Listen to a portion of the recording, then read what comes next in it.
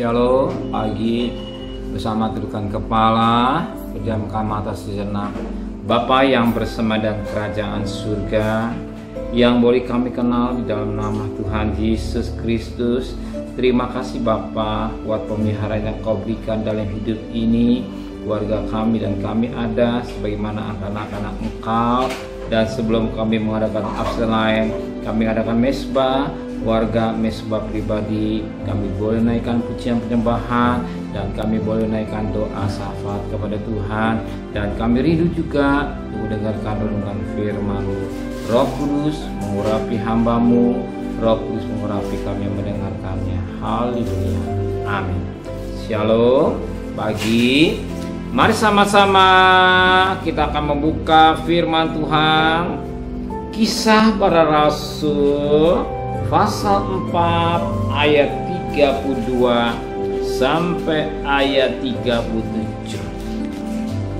Kisah Para Rasul pasal 4 ayat 32 sampai 37. Cara hidup jemaat.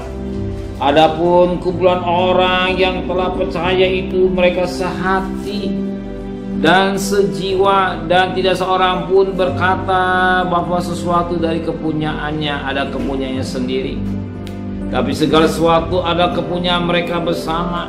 Dan dengan kuasa yang besar Rasul memberi kesaksian tentang kebenaran Tuhan Yesus, dan mereka semua hidup dalam kasih karunia yang melimpah-limpah, sebab tidak seorang pun yang berkekurangan di antara mereka.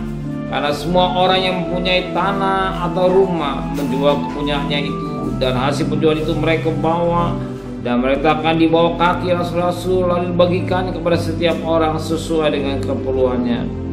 Demikian pula dengan Yusuf yang oleh rasul-rasul disebut Barnabas, arti anak penghibur, seorang Lewi dari Siprus.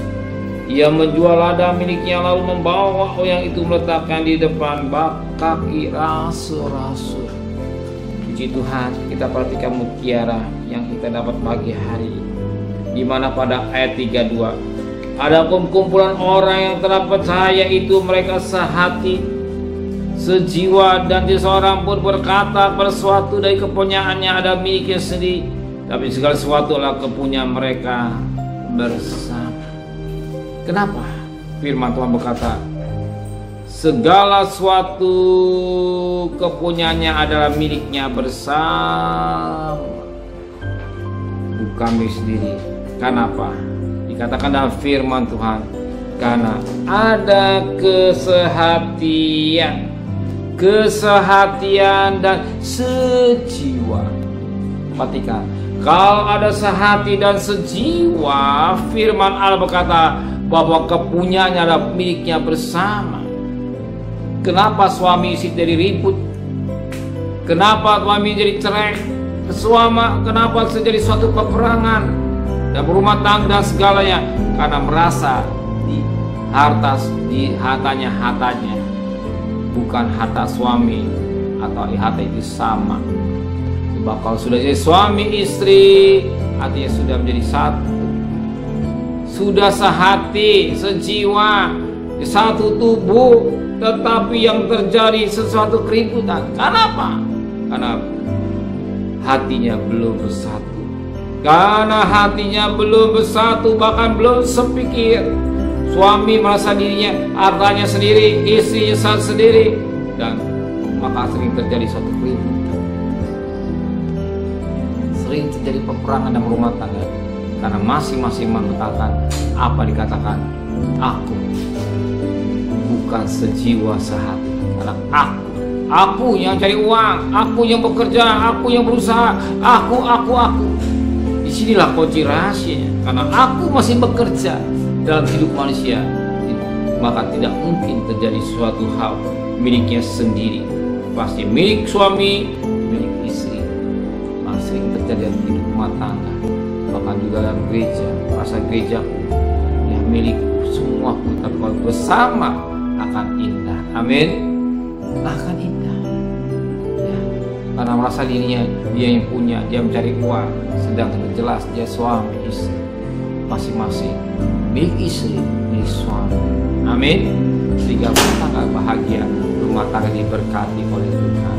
Amin. Benar Bapa di surga, betapa penting memiliki sehati dan sepikir dalam hidup kami, risiko dan berumah tangga kami, sehingga kami hidup berjalan dan terang firman Allah. Biar Roh Kudus berkarya dalam hidup kami, dan kami boleh menikmati kebahagiaan dan rumah tangga kami. Sekalipun dalam kesederhanaan, kalau kami sehati dan sepikir, kami percaya Roh Allah akan bekerja, Roh Kudus bekerja, dan lebih pada Tuhan, kami akan memberikan hikmat buat kami, sehingga segala kebutuhan kami Engkau cukupkan. Terima kasih Bapa di surga, kembalikan kami besok pagi dalam keadaan tubuh yang sehat, dengan tidak kurang satu apapun juga. Berkati Bapak Presiden, Wakil Presiden, para menteri, para gubernur, para bupati, para wali kota, para camat, para lurah, para RW, para RT, para medis, para relawan, para TNI, para Polri, bahkan mereka yang punya sekali depan perang virus corona, pelihara keluarganya, hikmat yang dari Tuhan, dan tugas-tugas yang percayakan dan pundak mereka yang dikerjakan sebagai hamba-hamba Allah dan hamba-hamba Allah, dan sebab pemerintah ada wakil Allah bekerja dengan baik sesuai dengan kehendak Engkau, dan pandemi jadi endemi, dan ekonomi kami tetap diberkati oleh Tuhan. Saudara yang kekasih, terimalah berkat nikmat dari Allah Bapa, cinta kasih sayang dari Tuhan Yesus Kristus, dan berkat Roh Kudus nyata saudara hari ini sampai Maranatha Tuhan Yesus datang. Yang cinta Dia katakan amin. Tuhan memberkati.